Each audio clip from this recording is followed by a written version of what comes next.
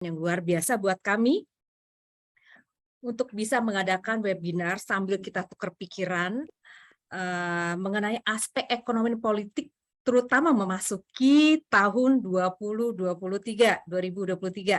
Tahun depan adalah yang seperti kita ketahui merupakan tahun politik di Indonesia, dan para pengusaha dari sektor swasta dan para investor tentunya ingin mengetahui seperti apa sih konstelasi politik di tahun 2023 dan mungkin juga tahun berikutnya itu tahun 2024. Nah, seperti kita ketahui bersama, kepastian hukum dan perlakuan atau tata laksana yang penuh kepastian itu sangat dibutuhkan dalam berbisnis dan berinvestasi di negara tercinta Indonesia ya. Nah, untuk itu bersama ini tadi Aisyah sudah memperkenalkan pembicara-pembicara yang handal dan juga hadir dari sejumlah perusahaan dari berbagai sektor swasta di Indonesia untuk turut meramaikan, dan kita berharap bahwa tahun depan kita bisa tetap melakukan kegiatan usaha dan investasi dengan nyaman dan senantiasa berkesinambungan. Oke, tanpa berlama-lama, diskusi pagi ini akan membahas mengenai kondisi ekonomi tentunya dalam insight dan sneak peek di Indonesia yang berhubungan dengan politik memasuki kuartal terakhir 2023 dan menjelang kuartal terakhir 2022 dan menjelang 2023. Nah, apa sih harapan dan minat dari pihak swasta untuk ekonomi Indonesia? Dan kami sangat antusias mendengarkan pemaparan dari para pembicara dan juga sesi diskusi yang dipandu oleh Mas Agi Panjaitan, Senior Advisor Person Commonwealth. Nah, semoga sesi ini bermanfaat bagi kita semua, dan saya buka acara diskusi ekonomi dan politik, analisa dan outlook untuk tahun 2023 secara resmi. Saya kembalikan waktu kepada moderator. Terima kasih. Oke, baik. Terima kasih Mbak Nia. Selamat pagi Bapak Ibu sekalian. Salam sejahtera, salam sehat untuk kita semua. Merupakan suatu kesempatan yang sangat luar biasa kita bisa hadir pada pagi hari ini secara online untuk membahas ekonomi dan politik di Indonesia di tahun 2023. Kita sudah hadir bersama para pembicara, Mas Rehan Nur dari Lem 45, Ibu Nis Purwati dari Qualcomm International, dan juga Bapak Raditya Utomo, seorang praktisi Public Affairs dan Government Relations. Tanpa menunda banyak waktu, kami akan persilahkan kepada pemapar pertama, yaitu Mas Rehan Nur dari Lab 45, untuk menyampaikan paparannya mengenai ekonomi politik di Indonesia di tahun 2022 dan juga outlook di tahun 2023. Nah, kami persilahkan kepada Mas Rehan untuk memaparkan. Dari tim kami bisa tolong disampaikan, dipaparkan. Ya.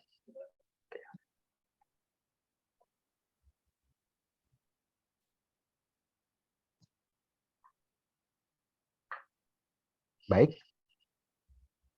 Ini adalah paparan dari Mas Rehan Lab 45. Kami persilakan Mas Rehan, waktu dan tempat kami berikan kepada Mas Rehan. Silakan. Baik, terima kasih atas kesempatannya. Ada dari Ibu Nia dari pagi, dan salam hormat juga untuk para pembicara lainnya, ada Ibu Nis dan ada Pak Radityo, dan teman-teman sekalian yang sudah hadir pada hari ini. Mungkin untuk hari ini saya izin untuk menyampaikan permintaan maaf dari Pak Makmur Keliat karena tidak bisa memenuhi undangan hari ini berhubung adanya perubahan jadwal penerbangan beliau. Tapi kami sudah melakukan diskusi terkait dengan bahan yang sudah disiapkan hari ini, dan semoga saya bisa menyampaikannya sesuai dengan apa yang diekspektasikan oleh teman-teman sekalian di sini. Baik, kami mulai dulu pertama kali boleh di next slide. Ya, terima kasih. Ya, kami mulai dulu pertama kali untuk melihat proyeksi pertumbuhan. Sebenarnya kalau kita lihat perbandingan proyeksi pertumbuhan ekonomi global secara umum, terjadi perubahan antara proyeksi di kuartal pertama kemarin dengan kuartal ketiga kemarin. Jadi kalau kita lihat di sebelah kiri, ternyata memang ada penurunan proyeksi, terutama dari sisi global ekonominya. penurunan global ekonomi ini sendiri pun paling banyak dipengaruhi oleh penurunan proyeksi dari advance ekonomi. Yang mana kalau kita lihat di tahun 2020 sudah negatif, tapi ternyata pulih di 2021 itu tidak berlangsung lama. Jadi kalau orang-orang mungkin melihat dulu memproyeksikan akan ada kurva V untuk pertumbuhan ekonomi dari dunia, tapi kayak sekarang kita akan mengalami kurva W atau W. Jadi mungkin kita akan bisa kembali ke bawah lagi. Dan ini pun dipertegas oleh proyeksi terakhir minggu lalu baru dirilis dari OECD, di mana dari negara-negara ini ada Jerman dan Rusia yang kemungkinan di tahun depan atau tahun 2023 akan mengalami resesi ekonomi atau pertumbuhan negatif. Sehingga otomatis kurva pertumbuhan ekonomi dari Rusia dan Jerman ini akan berbentuk W. Dari data ini sebenarnya kita bagi Indonesia sendiri penting selain melihat secara umum dunia pertumbuhan ekonomi seperti apa, namun lebih penting lagi untuk melihat bagaimana mitra-mitra dagang utama Indonesia akan mengalami pertumbuhan ekonomi ke depannya. Karena mitra dagang utama ini akan berpengaruh terhadap pertumbuhan ekonomi Indonesia sendiri. Terutama Indonesia juga masih mengandalkan komoditas-komoditas raw material yang sangat bergantung terhadap permintaan dari negara-negara yang melakukan produksi dari komoditas raw material tersebut. Ya, selanjutnya boleh tolong di next. Ya, untuk mengaruh ke Indonesia sendiri, kami coba melihat pertama dari sisi fiskalnya.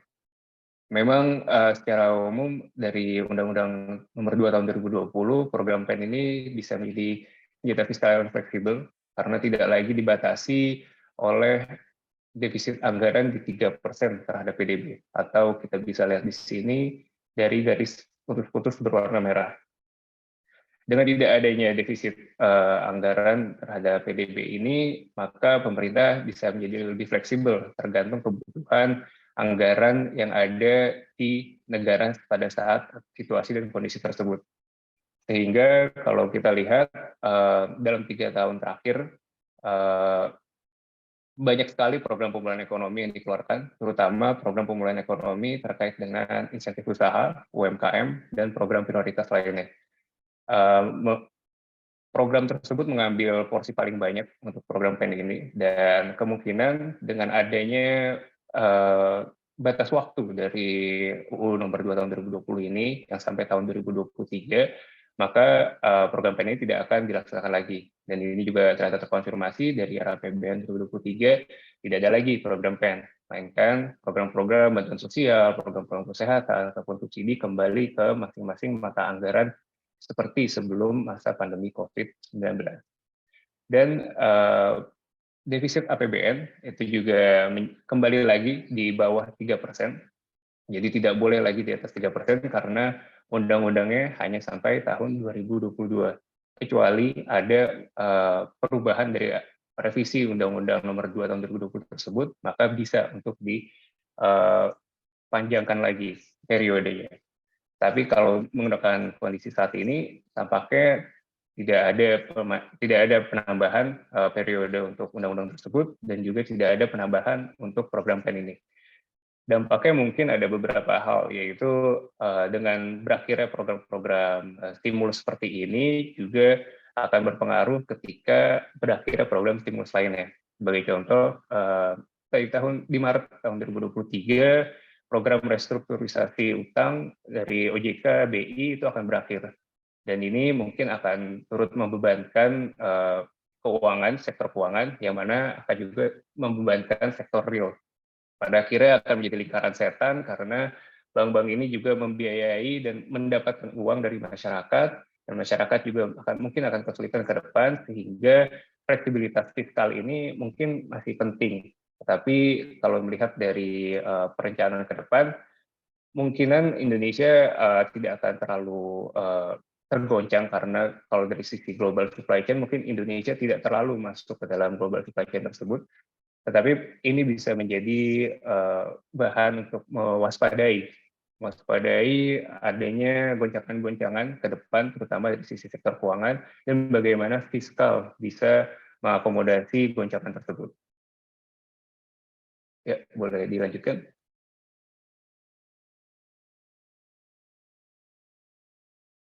Terima kasih. Ya. Lalu kami coba melihat dari segi moneter ya. Kalau dari moneter sendiri, sebenarnya kita bisa lihat di sini inflasi sudah naik cukup tajam, dan inflasi ini dipengaruhi oleh dua hal sebenarnya. Yang pertama itu terkait dengan energi, dan yang kedua terkait dengan pangan. Dan kalau kita lihat dari energi sendiri, ketika ada peningkatan harga BBM Pertamax waktu itu di bulan April, inflasi langsung meningkat. Dan sepertinya dengan adanya peningkatan harga BBM di awal bulan kemarin, inflasi akan kembali meningkat di bulan September ini. Dan bahkan kemungkinan inflasi ini akan di luar target Bank Indonesia di antara 2% sampai 4%, yang mana pastinya Bank Indonesia akan melakukan respons. Tapi sayangnya respons ini mungkin akan sedikit lebih sulit dibandingkan waktu-waktu lain sebelumnya, karena pengaruh inflasi ini datang dari pihak eksternal atau pihak luar, bukan dari Indonesia. Karena kita tahu sendiri harga energi itu meningkat, harga pangan juga meningkat sejak adanya perang Rusia-Ukraina. Dengan begitu, Indonesia memiliki kemampuan yang terbatas. Dan kalau kita lihat dari sisi energi, apabila kita mau menggunakan program energi baru terbarukan, tapi program tersebut sepertinya untuk jangka panjang, tidak bisa menyelesaikan masalah di jangka pendek. Dan kalau kita lihat pangan, kita juga perlu melihat apakah memang ada beberapa komoditas pangan yang kita bisa produksi sendiri. Untungnya, beberapa tahun terakhir ini Indonesia telah bisa untuk melakukan produksi beras sendiri. Jadi konsumsi beras semua dipenuhi oleh Indonesia atau dari domestik, sehingga ini bisa mengurangi kerawanan yang akan terjadi akibat volatilitas harga sektor pangan. Lalu yang kedua, Bank Indonesia ini memang harus berhati-hati karena berakhirnya tren suku bunga murah. Yang kita tahu dari minggu lalu, hari Kamis, nilai tukar rupiah sudah menembus di angka 15.000, dan ini sudah mirip-mirip dengan angka di tahun 2018, ketika waktu itu juga ada beberapa capital flight dari emerging market, dan ini menjadi alert untuk Bank Indonesia. Kemarin juga sudah direspon alert tersebut dengan menaikkan tingkat suku bunga sebesar 0,5%, jadi cukup di luar dugaan karena cukup signifikan peningkatannya. Dan inilah yang menyebabkan mungkin bagaimana respons Bank Indonesia ini bisa menjaga nilai tukar rupiah menjadi stabil. Karena yang penting adalah stabilnya, bukan murahnya. Kalau stabil, biasanya para pengusaha atau para praktisi akan lebih bisa menebak bagaimana arah dari suatu tren ke depan atau fenomena ke depan. Tapi kalau tidak stabil atau sangat volatile, itu akan menghilangkan daya tarik pasar Indonesia untuk investor-investor asing. Dan maka dari itu, kalau tidak stabil, akan terjadi capital outflow dari investor asing menuju ke instrumen-instrumen keuangan ataupun negara-negara atau pasar yang lebih stabil. Dari sini kemungkinan juga Bank Indonesia akan dihadapi oleh masalah restru tadi. Karena restru ini juga akan mempengaruhi tingkat bunga di dalam negeri dan mempengaruhi bagaimana inflasi dan nilai tukar. Terutama kalau misalnya restru ini berakhir di bulan Maret dan ternyata banyak perusahaan-perusahaan yang justru tidak bisa membayarkan utangnya lagi. Jadi meskipun sudah di restru 2 tahun, tapi tetap gagal bayar pada akhirnya. Nah, ini akan menyebabkan gejolak di sektor keuangan, yang mana memang dari Bank Indonesia dan Kementerian Keuangan sendiri serta OJK melakukan koordinasi setiap kuartal melalui Komite Stabilitas Sistem Keuangan, dan ini memang harus terus dipantau karena volatilitas yang tinggi ketika tidak diatur maka akan bisa terlena dan langsung terbawa arus. Nah, terbawa arus ini yang mungkin akan lebih sulit untuk ditanggulangi dibandingkan untuk melakukan pencegahan. Ya, boleh berikutnya.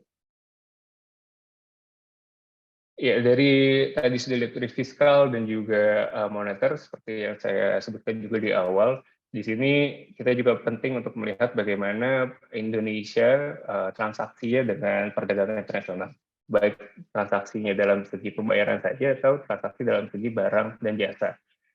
Kalau kita lihat di sebelah kiri, cadangan devisa meningkat cukup signifikan kemarin selama pandemi atau yang zona kuning ini, karena adanya penerbitan surat utang oleh negara dan juga adanya capital inflow dari asing. Tapi sudah mulai menurun ketika memasuki kuartal 1 2022. Penurunan ini juga cukup signifikan, yang mana disebabkan adanya capital outflow dari investor asing. Nah, ini juga akan mempengaruhi kapasitas Bank Indonesia tadi untuk melakukan stabilitas nilai tukar rupiah. Dan kalau dilihat sendiri, memang secara umum transaksi berjalan atau current account deficit di sini sudah bisa positif, tapi positifnya ini ternyata perlu menjadi seperti waspadaan sendiri, karena positifnya ini bukan karena adanya kinerja yang lebih baik dari segi produksi, tapi mungkin karena adanya harga yang lebih baik. Nah, jadi ini menjadi tanda-tanda ataupun alert bagi pengambil kebijakan untuk merencanakan kebijakan ke depannya. Dan kalau kita lihat juga dari sisi tren neraca perdagangan, di sebelah kanan, Indonesia sendiri telah berhasil untuk mendapatkan surplus neraca perdagangan selama 28 bulan terakhir. Nah, tetapi mungkin kita bisa lihat lebih jauh lagi nanti di komoditas utamanya, apakah memang karena volumenya atau karena harga dunia yang meningkat. Ya, boleh di...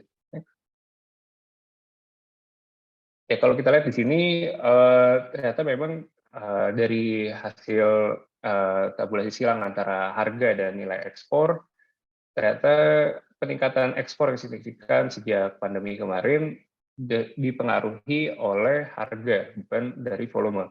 Karena volume relatif tidak naik signifikan, tetapi harga yang naik signifikan. Sehingga nilai ekspor menjadi tinggi dan bahkan lebih tinggi daripada impornya.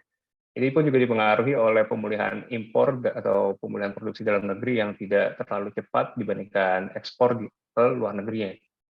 Nah, jadi ini yang membuat pengambil kebijakan harus lebih berhati-hati bagaimana untuk menghadapi kondisi situasi ke depan. Karena adanya ekspektasi bahwa resesi ekonomi ke depan, maka akan mempengaruhi permintaan dan pada akhirnya akan mempengaruhi harga itu sendiri. Ketika harga nanti akan turun, maka Indonesia tidak bisa lagi menikmati surplus neraca perdagangan. Kemungkinan besar maka akan menjadi negatif lagi. Karena harga untuk impor, terutama ketika kita memiliki kebutuhan impor energi dan pangan tadi yang cukup besar, maka harganya akan lebih tinggi dibandingkan harga komoditas yang justru menurun. Itu akan menyebabkan kita defisit neraca perdagangan. Dan kalau kita lihat sendiri, ada 3 komoditas mungkin yang penting untuk dilihat di Indonesia, yaitu ada batu bara, CPO, dan nikel. Pergerakan atas harga ketiga komoditas ini menjadi penting bagi perencanaan kebijakan ke depan, terutama ketika menghadapi proyeksi di tahun 2023 nanti. Berikutnya. Ya, dari sisi investasi sendiri, kita juga sebenarnya perlu untuk melihat karena pemerintahan Presiden Joko Widodo sudah sangat breakthrough-nya sangat besar dengan melakukan pengesahan Undang-Undang Omnibus Law Cipta Kerja. Tetapi sayangnya memang kondisi ekonomi global justru mempengaruhi lebih banyak kepada investasi dibandingkan semangat reformasi yang dilakukan di dalam negeri. Jadi kalau kita lihat realisasi investasi memang meningkat sampai kuartal 3 tahun 2021, tapi justru akan mungkin realisasi di tahun-tahun berikutnya dan juga realisasi secara nyata dari investasi ini justru akan menurun karena tadi ekspektasi perlambatan ekonomi yang mungkin terjadi di tahun 2023. Mungkin boleh berikutnya. Ya, ini kalau kita lihat dari FDI sendiri, ternyata ada penurunan di kuartal 2022 karena adanya perang Rusia-Ukraina. Jadi perang ini bisa menjadi tanda atau sinyal bahwa memang ketidakpastian itu sangat mempengaruhi bagaimana seseorang maupun perusahaan untuk mengambil keputusan investasi atau tidak. Jadi tidak bisa hanya bertopang kepada bagaimana pemerintah ataupun secara internal melakukan reformasi, tetapi juga perlu melihat bagaimana momentum di luar itu atau faktor eksternal yang akan mempengaruhi result yang diinginkan. Ya, dan mungkin yang bisa menjadi tambahan sedikit di akhir paparan saya kali ini adalah bagaimana sebenarnya keputusan nanti pemerintah ketika adanya pergerakan-pergerakan geopolitik ke depan. Karena di bulan ini akan ada pemilihan presiden untuk di Tiongkok, dan di akhir tahun akan ada midterm election di United States, di US, dan mungkin ini akan mempengaruhi pergerakan dan juga pengambilan keputusan ke depan. Ya, terima kasih Pak Agi atas waktunya. Terima kasih Mas Rehan atas paparannya yang sangat luar biasa. Nanti kita coba sampaikan kesimpulan dan juga take out-nya. Apa itu yang kira-kira nanti kita bisa bahas dalam forum Q&A. Berikutnya, kami berikan waktu kepada Ibu Nis Purwati, ada seorang Senior Director dari Qualcomm Internasional untuk bagian Southeast Asia dan Pasifik. Kami persilakan Ibu Nis untuk menyampaikan paparannya. Kami berikan waktu 20 menit. Terima Waktu dan kasih. tempat kami persilakan. Terima kasih Pak Agi. Selamat pagi rekan-rekan semua, Pak Rehan, Pak Radityo, dan Mbak Nia, serta Bapak Ibu yang hadir. Izin saya share screen. Bentar, share screen. Apakah terlihat? Belum ya? Apakah sekarang kelihatan? Terlihat Ibu. Oke, mungkin mohon maaf saya sebelumnya saya share dalam bahasa, ini materi saya dalam bahasa Inggris, tapi saya akan bicara dalam bahasa Indonesia. Pertama-tama mungkin bagi Bapak Ibu yang belum mengenal, saya bekerja di Qualcomm International. Qualcomm International adalah perusahaan pemimpin dunia di bidang telekomunikasi nirkabel atau wireless communication. Kalau misalnya Bapak Ibu melihat mungkin ini generasi pertama smartphone, kemudian ada generasi kedua, ketiga, dan sampai sekarang ini adalah menuju 5G. Jadi Qualcomm ini sudah memimpin di bidang ini selama 35 tahun. Jadi itu perkenalan dari Qualcomm. Nah, kemudian Qualcomm sendiri kita bergerak di bidang R&D. Kita sudah melakukan breakthrough technology invention and innovation, dan kita spending 77 billion US dollar in cumulative R&D selama 35 tahun tersebut, dan hasilnya kita mempunyai 140.000 patents and patent applications.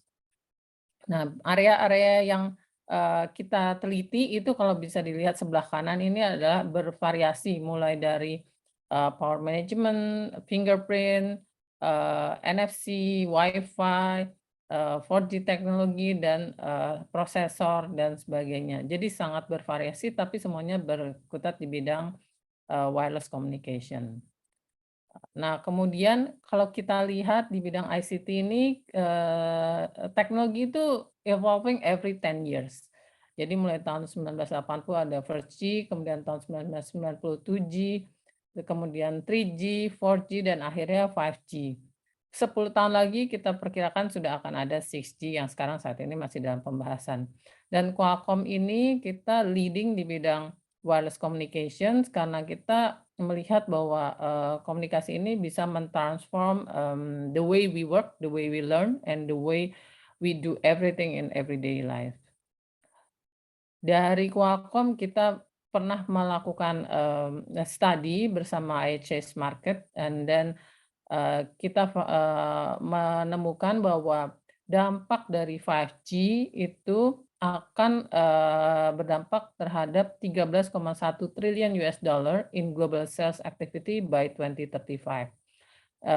Dari mana angka-angka ini? Angka-angka ini bersumber dari berbagai transformasi yang terjadi di sektor healthcare, smart cities, industrial, agriculture, energi, retail, otomotif, dan manufacturing. Nah, ini adalah dampak dari 5G terhadap perekonomian dunia. Di Indonesia sendiri, kami sudah pernah melakukan kajian bersama ITB dan kita saat itu kita melakukan kajian di tahun 2019 sampai 2020 dan kita punya asumsi kalau Indonesia melakukan adopsi teknologi 5G di tahun 2021, artinya semua lisensi 5G diberikan dan ada deployment 5G, maka dampaknya kepada perekonomian Indonesia adalah 9,3% di tahun 2030 dan 9,8% di tahun 2035. Sedangkan 5G related job opportunities yang akan muncul adalah sekitar 4,4 juta pekerjaan di tahun 2030 dan 5 juta di tahun 2035. Sementara kontribusi 5G terhadap GDP per kapita itu sekitar 9,4 juta rupiah dan 11, dan di tahun 2030, kemudian 11,5 juta di tahun 2035. Tapi ini potensi. Jadi kalau ini tidak dilakukan oleh pemerintah, adopsi terhadap teknologinya, maka potensinya tentu akan lebih rendah daripada yang dikaji oleh ITB saat itu. Sementara kita sekarang sudah 2022 dan menuju 2023, 5G spektrumnya juga belum dirilis, artinya pemerintah belum mengadopsi teknologi maju, sehingga potensinya sudah pasti akan lebih rendah daripada yang diperkirakan. Kemudian Indef sudah pernah juga melakukan kaitannya di sini dengan investasi. Jadi Indef melakukan kajian tentang kontribusi ICT investment dan paten terhadap perekonomian Indonesia. Dari hasil kajian Indef itu, ini tahun 2017 kajiannya, dia menyebutkan ada 1% increase in ICT investment significantly correlate with GDP growth of 0.187% atau 10% peningkatan ICT dampaknya terhadap GDP growth adalah 1,87%. Sementara 1% increase in ICT patent granted, jadi kalau ada permohonan paten di Kementerian Kumham, 1% penambahan persetujuan paten maka akan berkorelasi terhadap peningkatan GDP sebesar 0,234%. Artinya apa? Investasi di bidang ICT itu adalah bahwa knowledge yang berbasiskan paten itu lebih besar sebetulnya dampaknya dibandingkan investasi yang pure di capital seperti maksudnya pure di sisi manufacture atau hardware. Itu findings yang kita dapatkan dari kajian dari beberapa kajian yang dilakukan beberapa tahun lalu. Kemudian mengapa kami karena Qualcomm adalah perusahaan R&D, kami menganggap penting dari sisi IP, perlindungan IP. Karena apa? Karena bisnis model Qualcomm ini saat ini adalah kita melakukan invensi atau innovation, kemudian dari invensi innovation itu ada paten. Nah, paten itu bisa kita share. Jadi kalau ada perusahaan lokal yang ingin memproduksi produk teknologi, dia bisa bekerja sama dengan Qualcomm dan melakukan perjanjian kerjasama licensing. Kemudian perusahaan tersebut bisa berkolaborasi dengan ekosistem lainnya untuk mengembangkan produk-produknya itu, jadi melakukan inovasi yang lebih jauh. Dan model bisnis ini menurut kami saat ini bisa bekerja di Indonesia. Setelah kita buktikan bisa bekerja di negara-negara lain, maka Indonesia juga bisa sebetulnya mengadopsi. Dan kita kebetulan sudah menjalin perjanjian lisensi dengan beberapa perusahaan dan ada beberapa perusahaan yang sudah memproduksi beberapa produknya. Nah, area fokus yang dilakukan oleh Qualcomm adalah di mobile, otomotif, IoT, dan networking.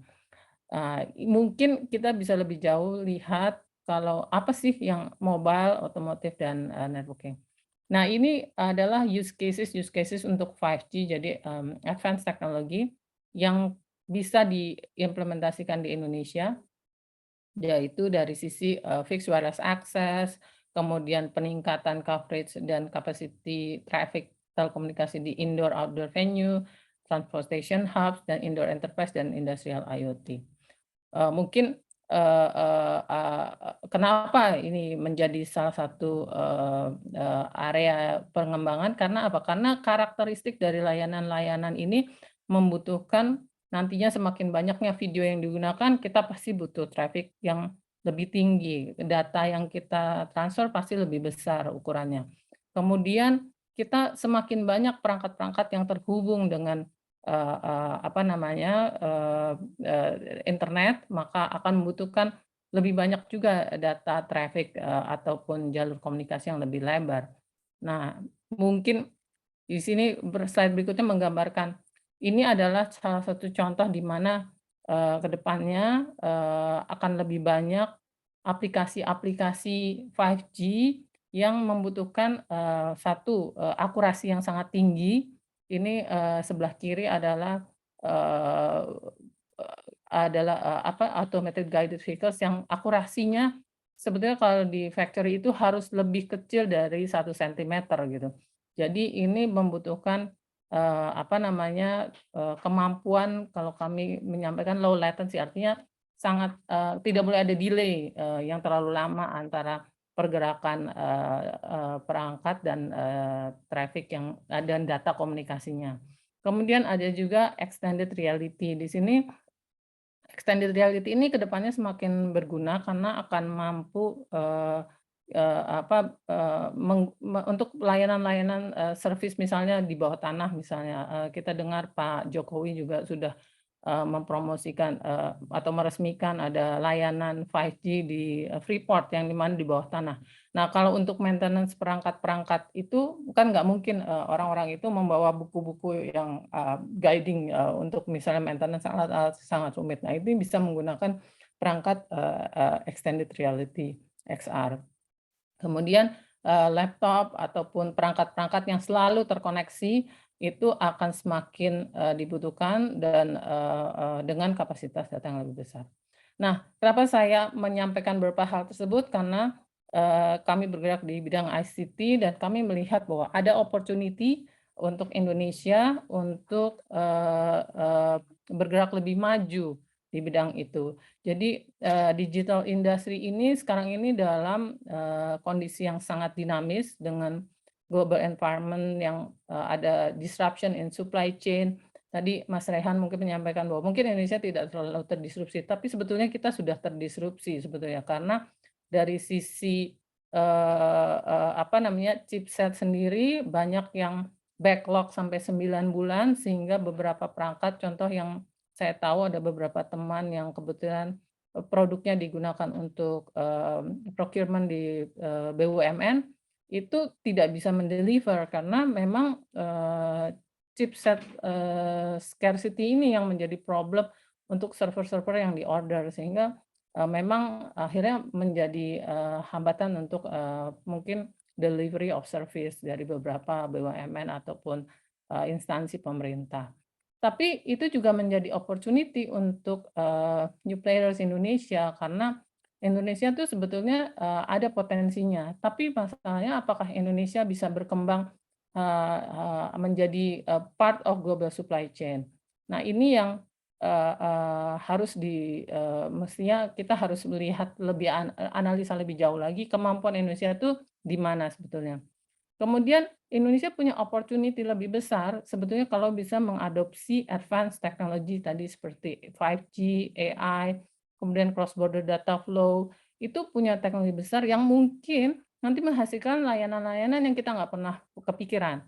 Contohnya 4G, kita nggak ada yang kepikiran saat itu bahwa akan lahir super app seperti Gojek, super app seperti Grab ataupun Netflix seperti itu. Nah, itu yang mungkin akan ada layanan-layanan lain yang lahir karena adopsi teknologi. Nah, kalau kita bandingkan bahwa Indonesia ternyata bisa menghasilkan super app seperti Gojek yang di negara lain mungkin tidak bertumbuh secepat itu. Artinya Indonesia punya potensi yang besar untuk memanfaatkan teknologi ini. Tinggal masalahnya pemerintah apakah akan memfasilitasi adopsi teknologi tersebut gitu. Nah, kemudian Indonesia juga punya potensi untuk memproduksi beberapa advanced teknologi tersebut melalui kerjasama direct licensing dengan perusahaan-perusahaan prinsipal. Khususnya kebetulan kami sudah bekerja sama untuk memproduksi laptop produksi Indonesia dan laptop ini bisa terkoneksi dengan 4G atau 5G yang tentunya akan sangat dibutuhkan untuk orang-orang yang tinggal di daerah yang tidak ada fiber optik tapi ada sinyal seluler. Kemudian kita juga punya potensi untuk memproduksi 5G devices untuk keperluan fixed wireless access dan tadi smart factory atau smart healthcare. Ini kita punya potensinya. Hanya tinggal masalahnya apakah ada perusahaan Indonesia yang ingin memproduksi produk teknologi tersebut dan melakukan R&D lebih jauh dari, jadi bukan R&D core-nya tapi R&D on top of that supaya kita bisa ngejar ketertinggalan itu. Nah, challenges-nya sekarang ini terus terang kalau Indonesia mau menarik investasi asing gitu, ini challenge-nya kita ini competing dengan negara-negara lain. Di era di mana sekarang dunia sedang kesulitan untuk semikonduktor, ini negara-negara lain berkompetisi untuk menarik investasi semikonduktor ke negara masing-masing, termasuk Indonesia. Tapi apakah Indonesia punya kemampuan untuk bersaing dengan negara-negara lain, itu kita harus membandingkan atau harus mulai mempelajari dulu di mana kita punya kekuatan agar kita bisa benar-benar menjadi part of global supply chain. Mungkin Indonesia tidak bisa menarik perusahaan semikonduktor itu sendiri untuk membuat pabrik di Indonesia, tapi kita bisa menjadi supplier terhadap komponen dari semikonduktor.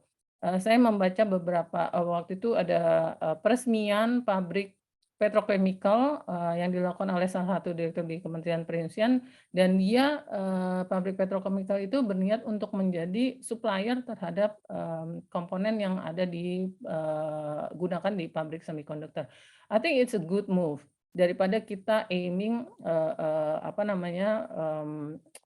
pabriknya itu sendiri yang sangat kompleks ekosistemnya, dan kita belum mengerjakan PR kita untuk membangun industri komponen domestik. Nah, itu mungkin menjadi lebih baik. Sehingga challenge-nya kembali, kita melihat di mana kekuatan Indonesia dan di mana kita bisa competing dengan global supply chain.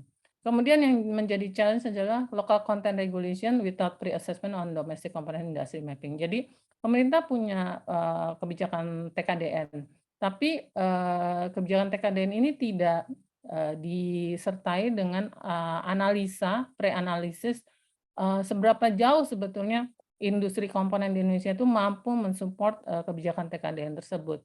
Sehingga yang ada kemungkinan hanya merakit saja yang jadi alasan pemerintah berusaha menarik FDI, tapi FDI-nya sebenarnya hanya perakitan, jadi tidak ke arah yang lebih tinggi nilai intellectual property-nya gitu ya, atau R&D-nya. Kemudian challenge berikutnya adalah skilled workforce. Kami menemukan bahwa it's very difficult to find people who can work in specific industry seperti smartphone ataupun chipset industry, itu kita nggak ada. Belum banyak. Jadi kalau kita pernah ditanya kenapa Qualcomm tidak membuat kantor R&D atau lab di Indonesia, karena kita melihat untuk mempekerjakan 300 pekerja engineer di Qualcomm, kita butuh 10,000 of the similar PhD level di ekosistem kita. Nah, sementara di Indonesia sendiri PhD-nya nggak sampai 10.000 mungkin yang bergerak di bidang specific industry seperti di ICT. Kemudian R&D investment and ecosystem ini juga tidak banyak perusahaan-perusahaan yang melakukan R&D di bidang ICT, tapi yang saling bekerja sama dan mengisi sehingga terbentuk ekosistem R&D yang saling mengisi. Nah, mungkin recommendation-nya adalah jadi kita menyarankan pemerintah juga dan industri kita untuk mengarah. I think it's better to aim to be part of the global value chain.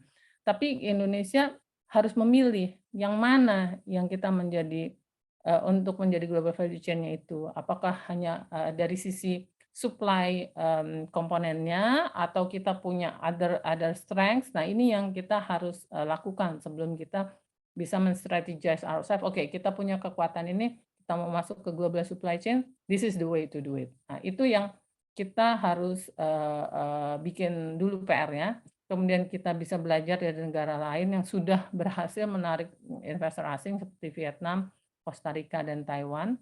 Kemudian kita juga harus membuka ya sistem perdagangan kita, karena ini menjadi salah satu parameter buat perusahaan-perusahaan yang mau melakukan investasi. They want to have a global trade gitu, they want to have ease of doing business, dan ini harus dilakukan untuk long term strategy. Saya mengikuti webinar yang dilakukan oleh World Bank 2 minggu yang lalu, dan one of the criteria yang digunakan oleh perusahaan-perusahaan yang mau invest di negara-negara berkembang itu, saat ditanya adalah satu aja kriteria, dia bilang itu. Bisa nggak customs proses di negara tersebut dari yang mungkin berapa hari atau sekian jam berubah hanya menjadi 4 menit atau 2 menit bahkan dia sebetulnya. Dia bilang, that's the only request to that country. Can you make the customs process 4 minutes? Dia bilang gitu. If you can, then they will consider the investment in that country. So that is a challenge yang kita harus bisa bisa jawab ya kalau kita mau mengundang investasi asing ke Indonesia. So itu slide saya yang terakhir sebenarnya, tapi berikut ini saya hanya memberikan sedikit suplemen aja bahwa ini adalah perbandingan insentif yang diberikan oleh negara-negara di dunia ini. Ini baru bisa dibayangkan bahwa mereka berusaha menarik investasi asing untuk teknologi maju, dan mereka menyediakan insentif yang nilainya luar biasa, $50 billion, $48 billion, $10 billion. Nah, Indonesia untuk menarik investasi asing ini, we have to compete with all these countries gitu ya. Jadi we have to think gitu loh, di mana kekuatan kita dan apa yang akan kita coba ini. So I think that's my last slide. Terima kasih Pak Agi.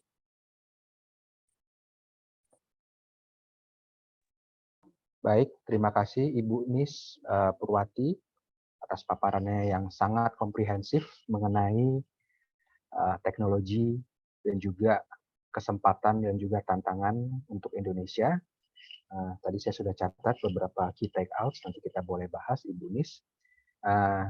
Kemudian selanjutnya kesempatan kami berikan kepada Mas Adit untuk juga memberikan paparannya mengenai public policy di Indonesia. Waktu dan tempat kami persilakan, waktunya sebanyak 20 menit. Silakan Mas Adit. Baik, terima kasih Mas Agi. Selamat siang rekan-rekan pembicara, Mas Rehan, Ibu Nis. Terima kasih juga kepada BCW, Mbak Nia yang sudah mengundang saya untuk hadir di forum hari ini. Mungkin saya bisa mulai share presentasinya.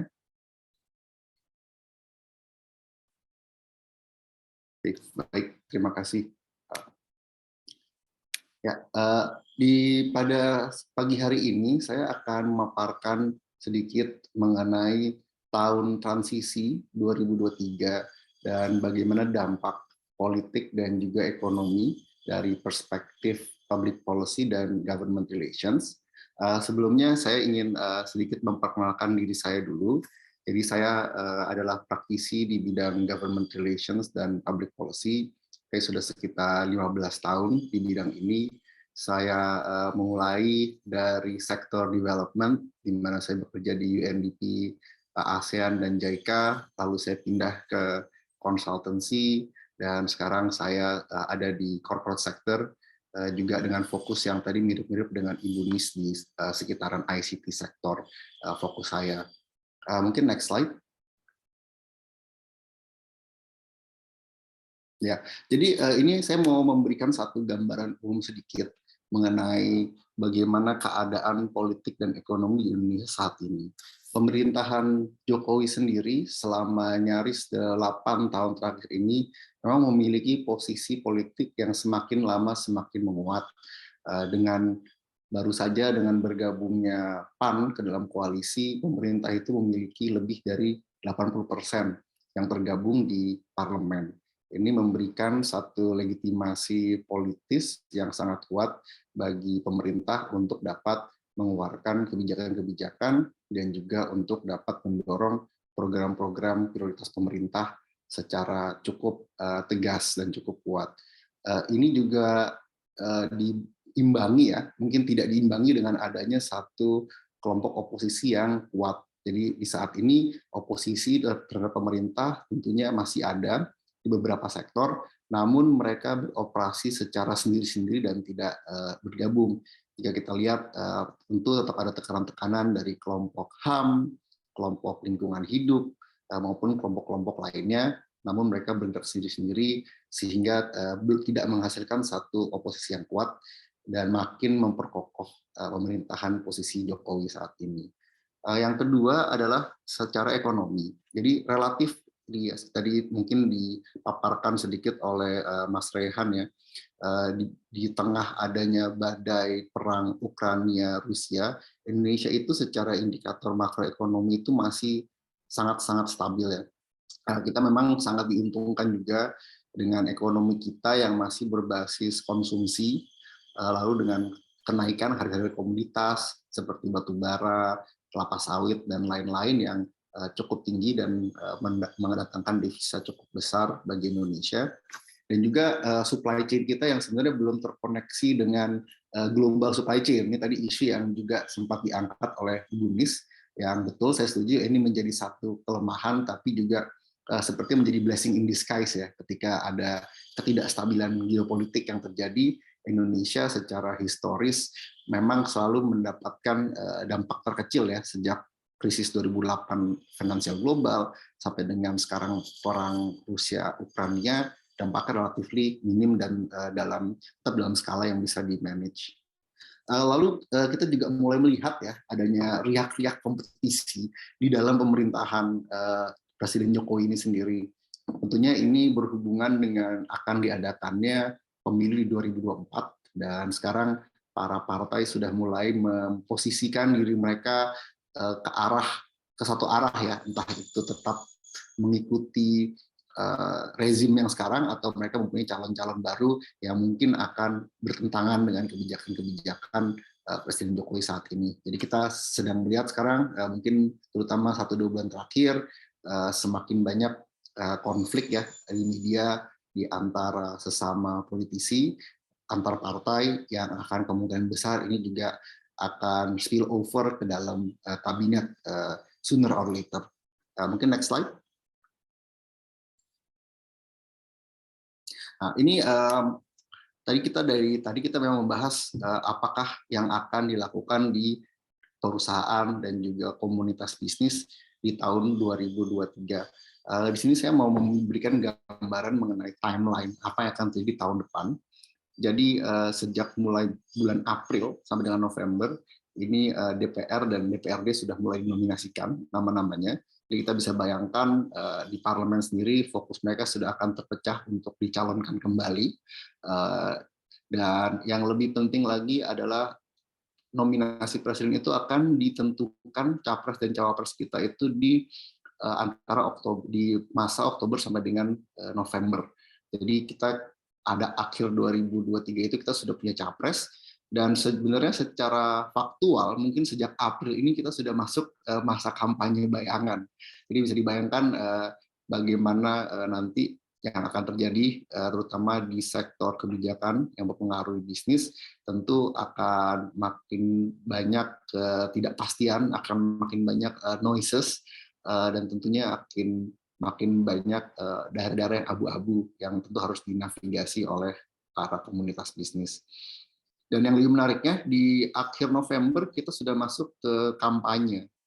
Jadi sebenarnya itu dari November sampai dengan Februari 2024, dan nanti di hari Valentine 14 Februari kita akan melakukan pencoblosan. Jadi bisa dibayangkan di tahun 2023 ini fokusnya kita itu akan sangat heavy di politik, terutama untuk persiapan pemilu, dan kita bisa lihat bahwa parpol-parpol akan bergerak cukup agresif dalam mempromosikan agendanya masing-masing, dan tentu ini pasti akan berakibat kepada kinerja kabinet, di mana nyaris 50% lebih itu berasal dari partai politik.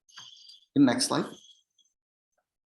Ini adalah tantangan-tantangan yang terbesar ya, yang bisa saya rangkum apa yang akan diantisipasi oleh bisnis dan investor di tahun 2023. Yang pertama adalah kebijakan-kebijakan yang akan berorientasi populis dan juga didorong oleh kepentingan-kepentingan politis. Ini akan menjadi lebih dominan dibandingkan dengan isu-isu teknokratik yang seringkali memang lebih berdampak dan lebih penting bagi komunitas investor, namun kurang menarik di mata publik.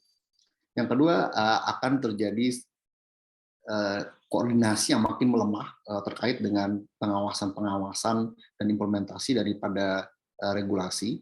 Ini fokus para politisi dan juga fokus pemerintah terhadap pemilu itu tentunya akan memecah belah konsentrasi, dan berdampak kepada komunitas bisnis adalah adanya keputusan-keputusan yang akan tertunda dan bahkan akan mengalami roadblock karena di antar kementerian sendiri dan mungkin di dalam pemerintahan sendiri akan ada sedikit indecisiveness mengenai arah kebijakan yang harus diambil ke depannya. Lalu ini juga yang juga sering terjadi adalah adanya peraturan-peraturan yang dikeluarkan di masa-masa akhir. Itu mungkin ini ada berbagai contoh ya yang memang sering terjadi. Mungkin kalau kemarin kita lihat waktu di 2019 itu sendiri, itu banyak sekali peraturan-peraturan yang memang mendadak masuk ke dalam kerangka regulasi, dan ini biasanya terjadinya itu dengan konsultasi publik yang sangat minim, sehingga ketika sudah keluar nanti dari investor atau komunitas bisnis itu harus melakukan penyesuaian yang secara mendadak dan seringkali berdampak negatif terhadap bisnis-bisnisnya. Oke, next slide. Namun di sini juga kita harus lihat adanya berbagai kesempatan yang juga harus mampu ditangkap oleh komunitas bisnis dan investor dalam masa transisi. Yang pertama adalah bagaimana bisnis dan investor itu bisa menjalin hubungan kerjasama atau partnership yang secara short term. Karena di tahun 2023 itu tentunya pemerintah sangat membutuhkan platform dan juga pejabat pemerintah membutuhkan platform untuk bisa melakukan showcasing kepada apa saja yang sudah mereka lakukan. Nah, ini tentu diperlukan satu identifikasi yang cukup tajam untuk isu-isu apa yang bisa dipartner dengan isu-isu bisnis, sehingga paling tidak di masa transisi ini tetap akan terjalin satu hubungan yang mutual di antara komunitas bisnis dengan pemerintah untuk isu-isu tersebut. Lalu juga tidak kalah pentingnya adalah bagaimana di tahun 2023 ini untuk memfokuskan kepada hubungan terutama dengan para birokrat di working level. Dan selama ini perusahaan itu memang sangat lebih menyukai untuk melakukan engagement dengan menteri, dengan dirjen, karena tentunya secara kasat mata akan terlihat lebih baik dan lebih positif, dan juga tentunya itu bisa membantu dalam mendorong keputusan-keputusan. Tapi tentu di masa transisi ini sangat penting untuk juga melihat bagaimana hubungan-hubungan dengan para birokrat yang para birokrat yang sebenarnya akan ada di situ terus, dan mereka tidak akan berganti seiring dengan apapun yang terjadi di atas, dan mereka ini yang tentunya memiliki pengetahuan teknis dan juga dapat memberikan satu masukan-masukan mengenai apa yang perlu dilakukan oleh perusahaan dalam mengantisipasi berbagai perubahan yang tidak pasti ini. Lalu juga di sini sebenarnya perusahaan itu juga memiliki satu kesempatan yang besar ya untuk bisa melakukan engagement kepada beberapa stakeholder yang mungkin sebelumnya dianggap tanda kutip sensitif. Jadi mungkin satu contohnya jika di saat ini kita melihat bahwa pemerintah memang memiliki satu fokus kepada growth, terutama di infrastruktur dan juga di sektor ekstraktif, sehingga seringkali misalnya sebagai contoh para organisasi lingkungan yang berseberangan itu dianggap sebagai pihak yang sensitif untuk di-engage oleh perusahaan karena adanya sedikit perbedaan pendapat di antara kelompok-kelompok lingkungan tersebut dengan pemerintah. Namun di saat lain tentunya terutama bagi perusahaan-perusahaan multinasional, arah bisnis global yang memang menuju kepada implementasi keberlanjutan lingkungan, tentu tetap memerlukan dukungan dan juga kolaborasi dengan para organisasi lingkungan tersebut. Jadi itu mungkin satu kesempatan ya di tengah masa ketidakpastian ini, di mana konsentrasi yang terpecah, bahwa perusahaan dapat mulai melakukan early engagement tentunya untuk mengantisipasi perubahan-perubahan yang akan datang di 2024. Next slide. Saya di sini sekarang mau sedikit berbicara mengenai bagaimana pendekatannya kepada pemerintah secara umum.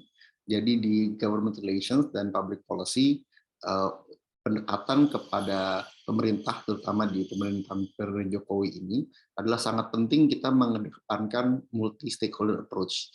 Jadi pemerintah, jika kita lihat secara rekam jejak, memang seringkali mengeluarkan kebijakan yang bisa dibilang tiba-tiba, tapi kita juga harus memberikan apresiasi karena pemerintah itu juga ketika ada tekanan atau ketika ada masukan atau aspirasi dari kelompok bisnis maupun dari kelompok masyarakat, mereka akan dengan cepat membatalkan peraturan tersebut atau merevisi peraturan tersebut. Jadi di sini penting sekali bagi para investor untuk ketika dalam melakukan pendekatan atau melakukan engagement dengan pemerintah, juga memperhatikan pentingnya komunitas atau industri bisnis dan juga masyarakat sipil secara keseluruhan. Di sini kolaborasi di antara berbagai belah pihak ini kita lihat memang seringkali dapat membentuk satu iklim regulatori yang memang sangat-sangat menguntungkan bagi ke semua belah pihak. Next slide. Untuk juga untuk antisipasi ya, bagaimana risiko-risiko tadi bisa kita antisipasi, tentunya bisnis juga perlu memikirkan dampak-dampak selain dampak-dampak dari pasar, apa yang akan terjadi di sisi marketnya, di sisi finansial mereka, di sisi komersial mereka, tentunya juga perlu diperhatikan dari sisi non-marketnya, yang terutama tadi di dampak-dampak politik yang tentunya kaitannya sangat erat dengan ekonomi dan bisnis di Indonesia. Jadi kita juga melihat pentingnya bisnis di sini untuk melihat dari berbagai sisi dari non-market dengan pertama melakukan satu strategic overview dengan secara konstan melakukan monitoring dari sisi politik dan ekonomi. Lalu juga merancang satu strategi, high-level strategi mengenai bagaimana interaksi antara bisnis dengan pemerintah akan dapat dilakukan di masa transisi ini 2023 maupun ketika kita memasuki masa 2024 dan memasuki pemerintahan yang baru. Lalu juga perlu dilakukan satu pengumpulan data yang langsung dapat diimplementasikan. Jadi di sini penting sekali bagi para bisnis untuk dapat melakukan mapping, terutama mapping mengenai apa yang akan terjadi dari sisi stakeholder, kira-kira siapakah stakeholder yang sekarang sudah ada, posisi kebijakan mereka seperti apa, dan ke depannya kira-kira apa yang akan berubah ke depannya, dan bagaimana bisnis dapat mengantisipasi itu. Juga akan sangat menguntungkan bagi bisnis jika mereka sudah membangun narasi sejak dini, jadi dipersiapkan berbagai narasi yang nanti akan ditampilkan ke pemerintah, terutama pemerintah yang baru, dan dilihat kira-kira arah politik dan arah ekonomi akan seperti apa, sehingga untuk memudahkan fase transisi ini dari pemerintahan Jokowi ke pemerintahan baru agar hubungan dari investor dan bisnis tetap akan berjalan dengan lancar. Lalu juga tak kalah pentingnya adalah eksekusi yang di lapangan. Di sini para komunitas bisnis dan perusahaan juga tetap perlu melakukan engagement secara rutin, walaupun di 2023 nanti akan terjadi beberapa perubahan-perubahan ke depannya, tapi tetap yang namanya engagement tetap harus dilakukan. Tetap para perusahaan harus menaruh presence atau memberikan quote-unquote itu hadir dalam setiap acara atau hadir dalam setiap inisiatif pemerintah, walaupun mereka sudah akan berganti, itu tetap akan sangat diperlukan untuk menjaga hubungan baik dan juga untuk terus memonitor bagaimana keadaan-keadaan dan perubahan secara teknis di lapangan, dan ini juga akan dapat memudahkan mendapatkan akses ke regulator-regulator tersebut, terutama ke level-level birokrat tadi, untuk memastikan ada kesinambungan hubungan untuk ke depannya. Ya, next slide. Ya, mungkin yang perlu dilihat ya bahwa Hari ini kita memang sangat fokus dengan membahas transisi tadi. Tapi yang perlu juga kita lihat apakah yang akan kita lakukan setelah 2023, terutama di 2024. Di sini tentunya tidak akan sangat menguntungkan bagi para perusahaan apabila mereka sudah mulai melakukan pemetaan akan siapa kira-kira yang akan menjadi presiden di tahun 2024 dan memetakan lebih dalam lagi tidak hanya dari sisi figur presiden tapi juga dari sisi kebijakan dan juga dari sisi orang-orang yang akan dibawa oleh capres apa cawapres tersebut. Ini sangat penting untuk juga melihat rekam jejak kebijakan cawapres yang sekarang mungkin menjabat di berbagai organisasi dan melihat bagaimana pola kebijakan mereka. Lalu juga perlu dilihat ketika makin mendekati masa kampanye, kita lihat sekarang sudah ada pergerakan dari beberapa tokoh-tokoh non-partisan, jadi tokoh-tokoh teknokratik, tokoh-tokoh non-partisan, yang sedang juga menggalang dukungan untuk beberapa capres tertentu. Ini juga perlu diidentifikasi, karena nanti ketika capres tersebut akan menjabat, kemungkinan besar orang-orang teknokratik inilah yang akan mendrive kebijakan-kebijakan terkait investasi dan juga terkait bisnis. Jadi itu perlu juga dilakukan pemetaan sejak awal. Karena dalam yang kita lihat bahwa yang behavior atau perilaku daripada seorang politisi itu akan cenderung berubah, tapi polanya itu akan tetap sama. Jadi itulah yang perlu diidentifikasi agar investor dan bisnis dapat mendapatkan smooth transition untuk pergantian kebijakan dan pergantian kepemimpinan. Mungkin itu dulu dari saya dan terima kasih banyak. Terima kasih Mas Adit atas pemaparannya yang sangat komprehensif mengenai usaha, investasi, dan juga politik di tahun 2023 dan juga mungkin di tahun 2024. Mungkin sebelum saya akan masuk ke dalam sesi tanya-jawab, saya akan mencoba merangkum beberapa bullet points atau poin-poin dari presentasi atau paparannya Mas Rehan bahwa memang Indonesia tahun 2023 akan banyak mengakhiri sejumlah program, contohnya program PEN, dan juga nanti beban untuk sektor real juga akan semakin meningkat. Jadi itu hal-hal yang harus diwaspadai.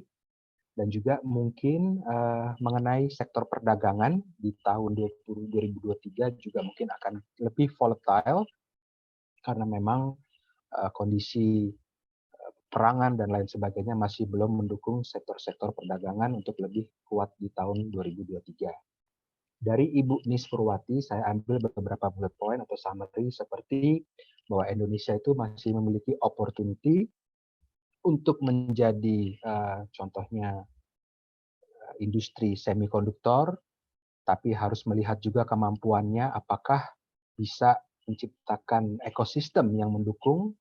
Jadi bukan hanya sebagai perakit, karena Qualcomm ini adalah juga perusahaan dari Amerika Serikat yang juga ingin lebih banyak meningkatkan usahanya dan menarik investasinya untuk Indonesia, karena memang terlihat juga opportunity untuk merakit laptop di Indonesia.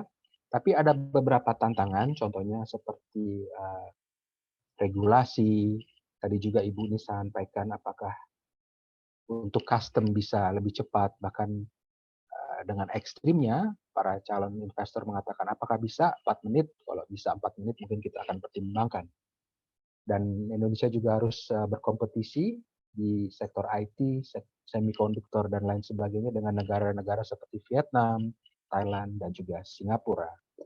Dari Mas Adit, pemaparan terakhir, kita juga belajar dan saya secara prinsip juga setuju bahwa memang kolaborasi atau partnership dengan sektor swasta dan publik harus lebih banyak diadakan dan diperhatikan, mengingat kondisinya semakin sangat challenging atau menantang di tahun 2023, dan para pengusaha, para investor juga harus melihat di mana sebenarnya opportunity itu masih ada dan harus diwujudkan dengan segera, sehingga kemitraan ini akan dapat memberikan win-win solution baik kepada negara, pemerintah, dan juga kepada perusahaan swasta tersebut.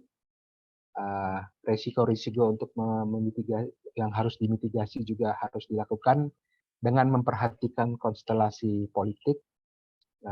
Seperti di tahun 2023 sudah mulai masuk ke dalam pemilihan anggota DPR, dan akhir tahun Oktober, November, Desember sudah diketahui calon presiden definitif untuk tahun 2024. Demikian bullet point-nya.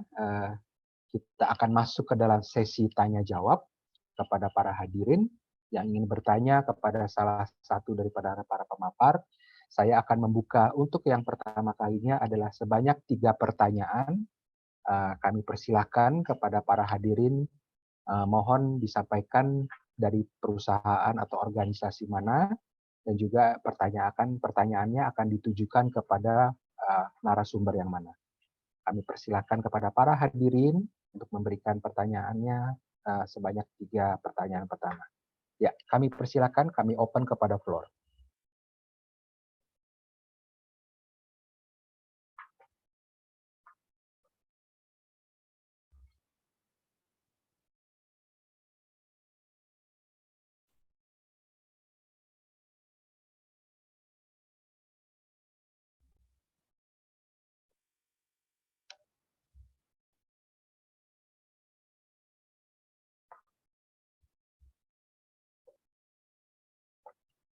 Mungkin sambil menunggu pertanyaan dari para hadirin yang hadir secara daring pada pagi hari ini, kami ingin juga menanyakan apakah materi dari Lab 45, dari Qualcomm, dan dari Mas Adit itu bisa kita sampaikan kepada para hadirin atau tidak.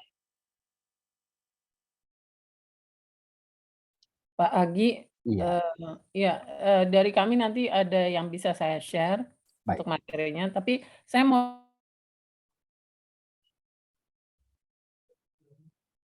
sedikit yang saya sampaikan adalah Indonesia punya opportunity untuk maju di industri advanced technology,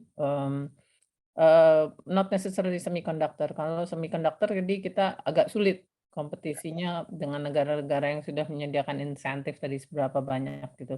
Tapi if you want to become part of global supply chain, termasuk supplier untuk komponen semiconductor mungkin bisa, tapi bukan necessarily semiconductornya itu sendiri. Tapi lebih ke arah advanced technology tadi seperti 5G, AI, kita punya game industri yang cukup besar. Baik, Bu. Jadi untuk paparan nanti ada separate ya Bu ya, yang bisa disampaikan ke publik mungkin ya. Ya. Ya, kami persilakan kepada para hadirin.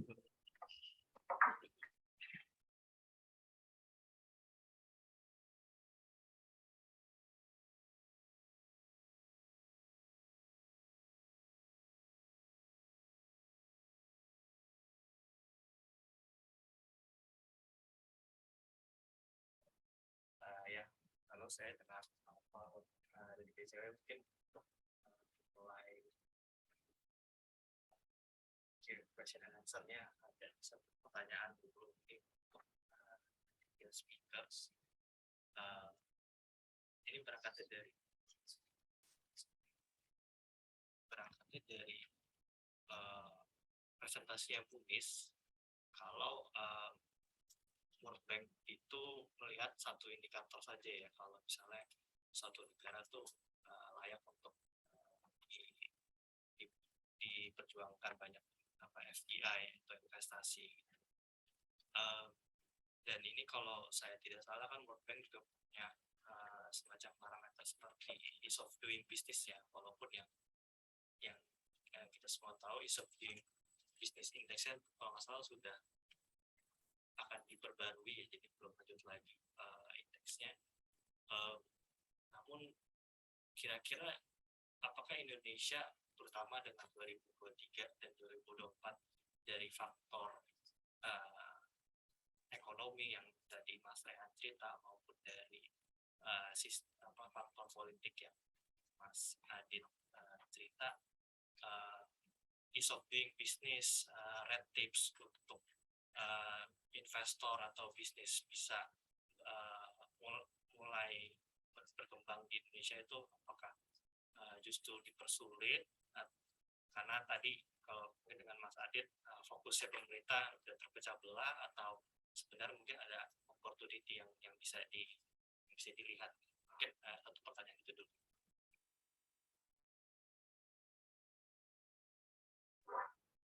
Oke, terima kasih Mas Noval. Jadi pertanyaan ini yang pertama mengenai ease of doing business ditujukan kepada semua pemapar. Mungkin kita boleh coba dari Mas Rehan dulu untuk menjawab pertanyaan dari Mas Noval. Silakan Mas Rehan. Mohon maaf Pak Agi, tadi saya tidak terdengar karena terlalu kecil. Apakah mungkin bisa diulang pertanyaannya Pak? Oke, silakan Mas Noval ditanyakan lagi, ya. Dan suaranya lebih keras. Silakan.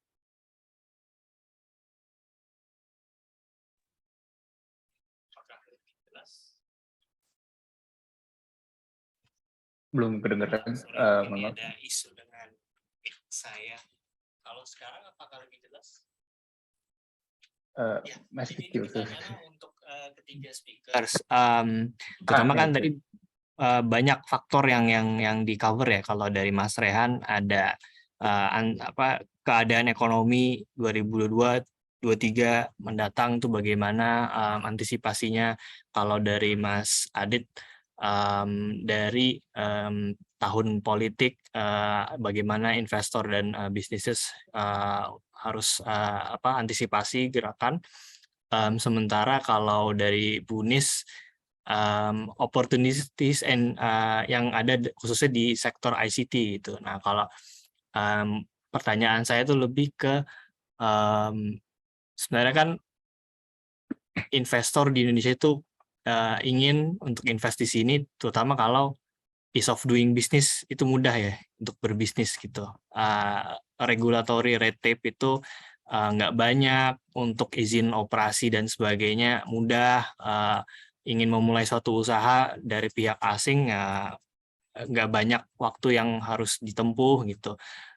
Ini apakah tahun 2023, 2024 dari kedua faktor tadi, dari sisi ekonomi secara global maupun dari tahun politik, itu apakah justru akan jadi challenge untuk para bisnis untuk invest di Indonesia? Apakah red tapes justru akan tetap sama, akan secara regulasi, izin dan sebagainya akan tetap sulit, atau sebenarnya ada opportunity atau angle lain yang bisa dilihat gitu sih. Mungkin dari situ dulu pertanyaannya, dan ini untuk ke semua speakers, kalau ingin menjawab silahkan sekali.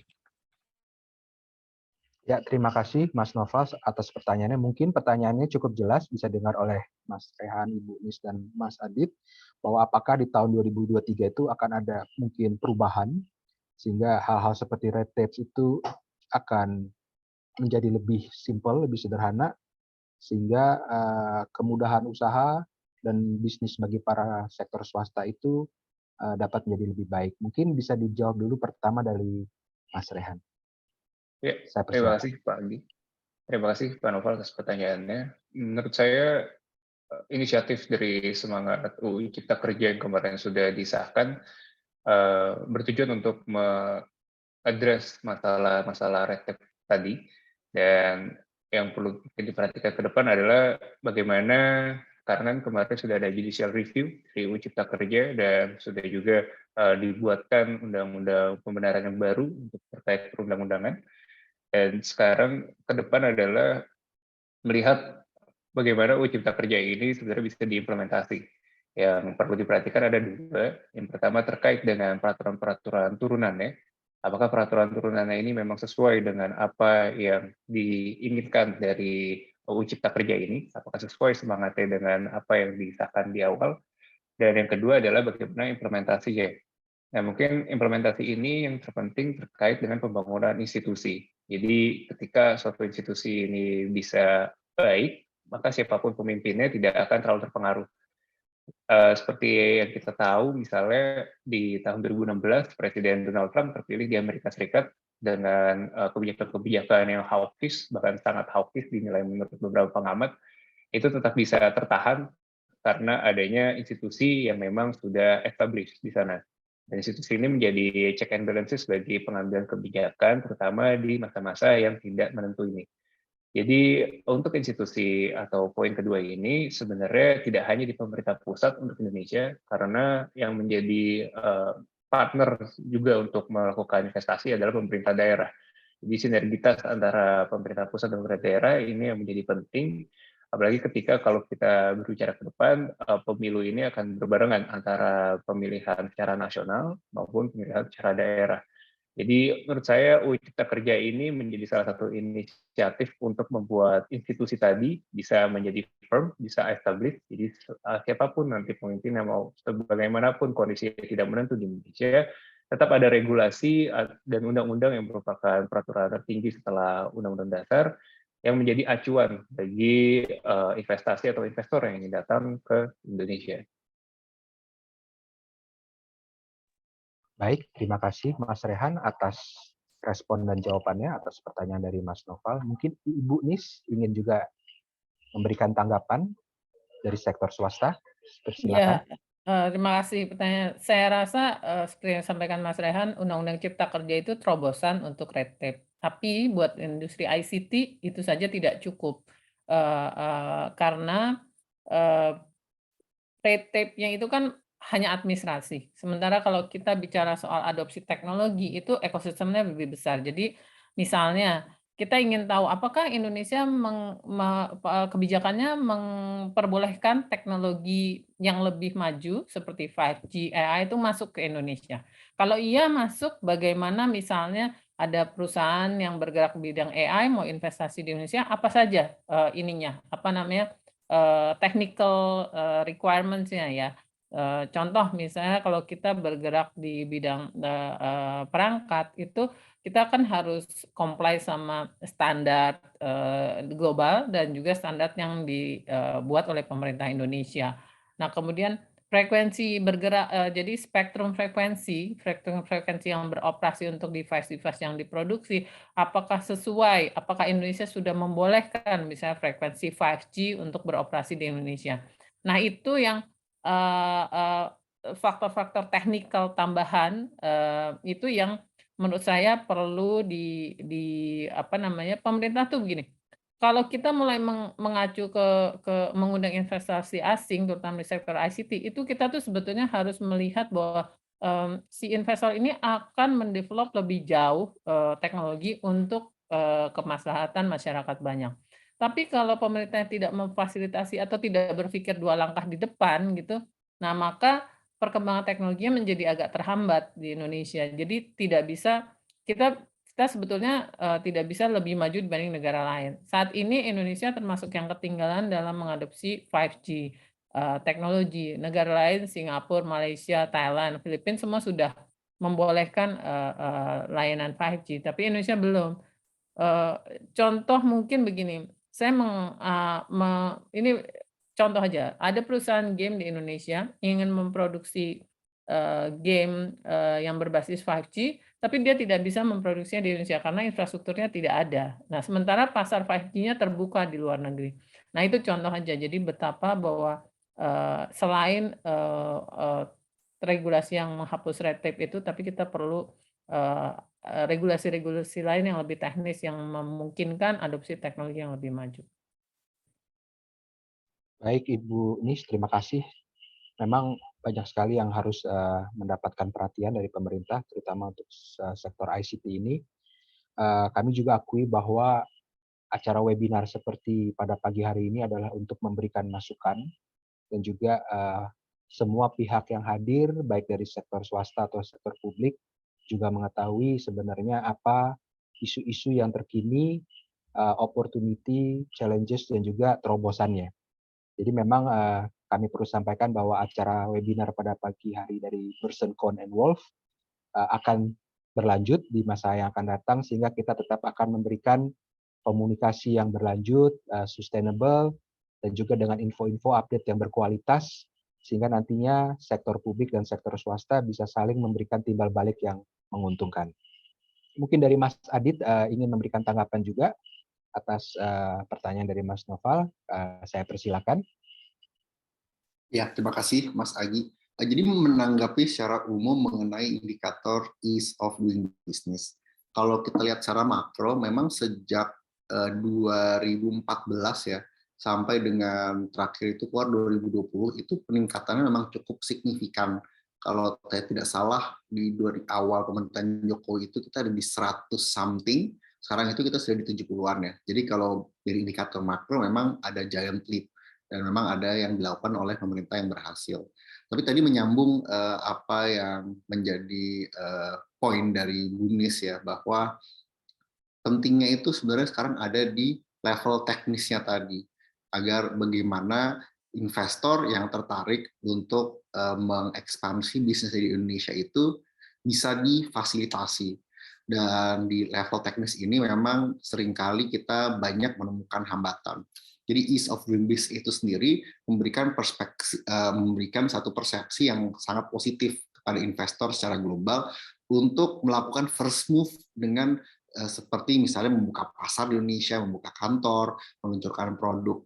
Namun ketika first move itu sudah dilakukan, ketika mereka mau expanding lebih jauh dan mengintegrasikan bisnis mereka dengan ekosistem yang ada di Indonesia, seringkali hambatan-hambatan itu muncul. Antara lain tadi tidak terbukaan pemerintah untuk dapat memfasilitasi bisnis karena faktor-faktor proteksionisme itu memang masih menjadi satu hambatan utama.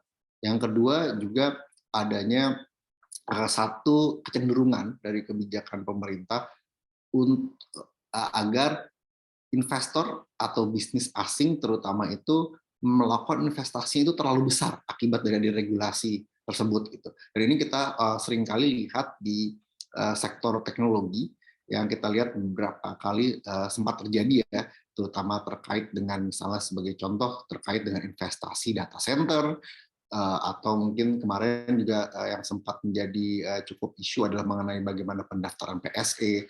Nah itu memang regulasi-regulasi yang seringkali dibuat tentunya dengan mengedepankan national interest, tapi seringkali melupakan business interest itu sendiri. Dan business interest ini sendiri bukan selalu orientasinya profit, tapi juga orientasinya operasional. Ada memang beberapa hal yang secara operasional dan secara teknis bisnis itu jika harus mengakomodasi peraturan pemerintah itu cost operasionalnya itu akan sangat tinggi sehingga market Indonesia menjadi tidak lagi feasible untuk dilakukan ekspansi bisnis, dan pada akhirnya ini memang akan sangat merugikan Indonesia dan masyarakat Indonesia secara umum gitu. Tadi kalau disampaikan kan dengan beberapa negara ASEAN di 5G gitu contohnya kita sudah ketinggalan. Jadi memang ease of doing business sudah sangat maju, namun tadi perbaikan-perbaikan teknis pada level implementing regulations yang perlu dipertajam lagi oleh pemerintah. Dan juga tadi saya sangat apresiasi bahwa Mas Agi mengatakan ini akan forum yang akan dilakukan terus oleh BCW. Jadi semoga ini juga dapat semakin mengamplifikasi pesan-pesan dari komunitas bisnis sehingga pemerintah juga mau menemukan titik kompromi. Baik, terima kasih Mas Adit juga atas tanggapannya. Memang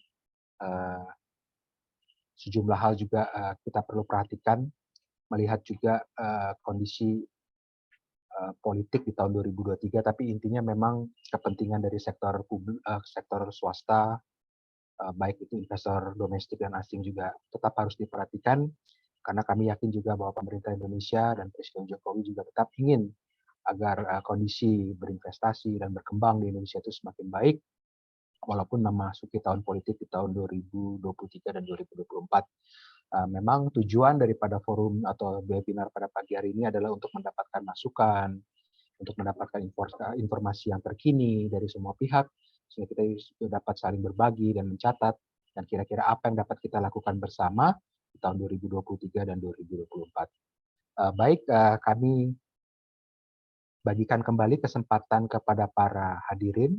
Jika ingin bertanya kepada salah satu atau dari 3 narasumber, kami persilakan.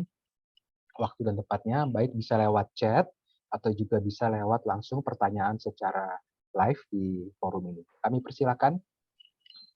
Oke, terima kasih Mas Agi. Halo, nama saya Angga.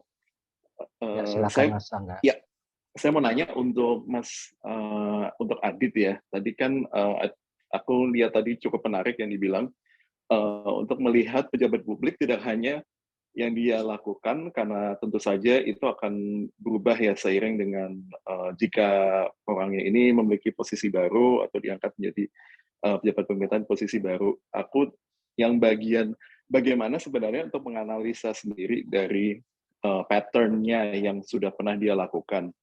Yang kalau kita kan tahu kan kalau di public policy yang biasa kita sering berikan juga ya sebagai konsultan, kan mungkin dari segi issues monitoring atau dari segi stakeholders mapping, kita lihat dari pernyataan-pernyataan yang pernah mereka buat sebelumnya.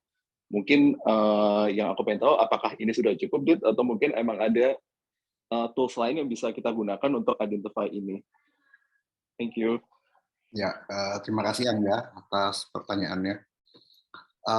Jadi memang dalam menganalisis kebijakan itu kita perhatikan bahwa level daripada individu ataupun pejabat yang terkait itu sangat penting ya untuk melihat apa saja statement mereka secara publik di media, dalam forum tertutup, dalam forum akademis, itu tentu perlu dianalisa dan ditelaah secara lebih lanjut. Namun seperti umumnya pejabat publik, apalagi mereka yang memiliki latar belakang politisi, pandangan dan posisi mereka juga seringkali berubah mengikuti daripada apa yang menjadi keadaan sosial politik saat itu. Sehingga yang juga sangat penting untuk dilakukan adalah melakukan analisanya itu bukan secara topik, tapi lebih komprehensif secara bagaimana dia memposisikan atau melakukan komunikasi atau melakukan implementasi kebijakan di dalam berbagai macam topik atau berbagai macam isu. Mungkin satu contohnya adalah dengan Bapak Presiden Jokowi, yang ketika dalam melakukan proses formasi kebijakan, terutama untuk hal-hal yang mendesak, seringkali kita sejak tahun 2014 ada pola bahwa jika ada satu perubahan, isu itu akan dilemparkan dahulu ke publik. Dulu itu memang sering dilakukan lebih banyak lewat media konvensional, namun makin ke sini isu-isu itu makin banyak sering dihembuskan melalui media digital, WhatsApp group, ataupun melalui Twitter, Facebook, TikTok, dan lain-lain. Nah, di sini biasanya itu menjadi satu test case ya, atau satu diskusi publik quote-unquote secara instan bagi presiden dan juga pejabat lainnya untuk melihat bagaimana temperatur publik, temperatur partai, dan juga temperatur oposisi terhadap adanya kebijakan-kebijakan baru tersebut. Dan jika sentimennya itu negatif atau positif, biasanya itu akan diambil satu keputusan ya. Ada beberapa ketika sentimen negatif, tapi memang kepentingan dalam arti kepentingan dampak ekonomi bagi masyarakat banyak atau bagi masyarakat industri lebih besar, ada kecenderungan itu akan diteruskan. Nah, sebagai contoh, itu cipta kerja ya yang kita lihat, walaupun sentimennya sangat negatif, tapi karena memang dilihat manfaatnya akan lebih berdampak, itu tetap dilaksanakan, tapi tentunya banyak sekali penyesuaian-penyesuaian dilakukan selama proses tersebut yang dapat sebenarnya sangat-sangat singkat dan dengan proses diskusi publik yang cukup terbatas. Namun ada juga banyak kebijakan-kebijakan ya yang di mana yang dilemparkan, mungkin contoh terbaru adalah mengenai konversi kompor listrik yang menyangkut hajat hidup orang banyak dari gas ke listrik. Namun ketika ada satu pushback dari masyarakat, terutama yang secara organik ya dari masyarakat kelas bawah, kebijakan itu langsung ditunda. Jadi di sini terkait itu mungkin penting kalau terkait dengan tadi pattern ya, bahwa ketika pemerintahan Jokowi ini ada satu isu yang berkembang dan isunya itu sepertinya akan dampaknya ini akan sangat-sangat predatory dan impact-nya sangat negatif bagi bisnis, itu sebenarnya sangat bisa untuk di tone down karena itu selalu merupakan biasanya itu yang di proposal atau skenario yang diberikan itu biasanya adalah skenario yang paling ekstrim tentunya untuk melihat reaksi publik dan juga reaksi daripada industri bisnis. Mungkin seperti itu kira-kira. Jadi kita melihatnya itu memang yang sangat-sangat efektif, tidak hanya piecemeal per topik atau per sektor, tapi kita lihatnya secara komprehensif tadi. Jadi apakah tadi pattern tadi itu berulang di setiap sektor dan itu dilakukan dalam masa-masa atau dalam periode tertentu. Itu dapat lebih membantu perusahaan untuk dapat mengukur tadi risiko-risiko yang akan mereka hadapi ketika akan menghadapi perubahan-perubahan kebijakan maupun perubahan-perubahan kepemimpinan seperti yang akan kita antisipasi di tahun 2024. Ya, terima kasih Mas Adit atas tanggapannya dan jawabannya. Mas Angga, terima kasih atas pertanyaannya. memang kita sekarang masuk di dalam era transparansi, dan yang namanya digital media itu sangat berpengaruh dalam memberikan influence, pengaruh, dan itu sangat diperhatikan oleh para pembuat kebijakan. Dan kita juga bersama mendengar kemarin bahwa tarif listrik juga tidak akan naik, disampaikan oleh Pak Darmawan Prasojo sebagai Dirut PLN. Tidak akan ada juga perpindahan dari 450 VA ke 900 VA. Itu juga sudah disampaikan, karena memang message yang disampaikan pemerintah adalah tidak ingin mengganggu dulu kondisi ekonomi di masa pandemi ini. Setelah kemarin kita juga merasakan kenaikan harga BBM Pertalite, pemerintah masih mempertimbangkan hal-hal yang lain yang tidak ingin membuat publik lebih terbebani lagi. Mungkin dari Ibu Nis dan Mas Rehan, walaupun ini juga tadi ditujukan kepada Mas Adit, ada tanggapan mengenai kemarin harga tarif listrik tidak akan naik, apakah dari Qualcomm langsung ada tanggapan, atau dari Mas Rehan juga ada tanggapan? Kami persilakan kepada Ibu Nis dulu. Kalau untuk tarif listrik saya nggak komentar, Mas. di luar ekspertis saya, kecuali saya sebagai ibu rumah tangga mungkin. Benar, Bu. Baik. Mungkin ke Mas Rehan kalau ada tanggapan. Iya, mungkin sedikit saja Pak Agi. Iya. Mungkin tadi berkaitan juga dengan kalau rumah tangga ya Bu. Jadi memang kalau di Indonesia ini tadi juga sempat di-mention juga pertumbuhan ekonominya lebih banyak bertopang kepada konsumsi. Dan maka kalau bisa keadaan semakin tidak pasti, yang harus diselamatkan kalau dari kacamata pemerintah adalah rakyatnya dulu. Justru rakyat yang memang sangat terancam kehidupannya, baik secara kehidupan makan sehari-harinya maupun sampai ke pendidikan anaknya.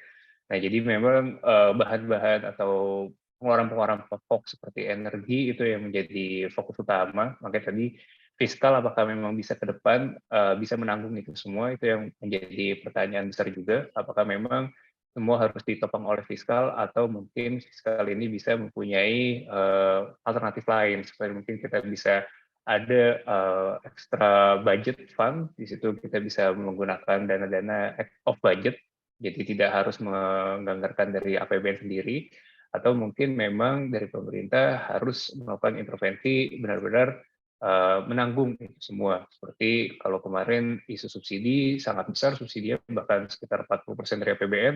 Nah, hal-hal seperti ini yang mungkin akan menjadi konsiderasi pemerintah ke depan. Mas Agi, saya ingin nanggepin nih, tadi kalau Mas Rehan bicara memang dari sisi ekonomi karena kita konsumtif ya, masyarakat konsumtif, maka itu akan sangat tertekan. Tapi at the same time sebetulnya kalau kita mau bertumbuh hanya sebagai masyarakat konsumtif, in the long run kita nggak akan maju negara ini. Nah, makanya mungkin harus government-nya harus really find the balance gitu ya, antara memang kita tahu suasananya tahun depan adalah tahun politik, pasti mereka akan mencari kebijakan populis, tapi at the same time harus ada sedikit I think a portion of the policy itu yang harus diarahkan untuk ke arah teknologi. Karena teknologi ini in the long run akan bisa membuat masyarakat kita bisa lebih resilient. Contohnya aja karena pandemi ini semua everybody is using teknologi. Kita using Zoom.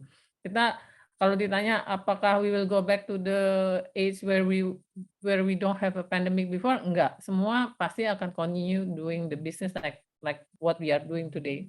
Jadi ada kesempatan sebetulnya kalau perusahaan Indonesia mau bikin breakthrough application untuk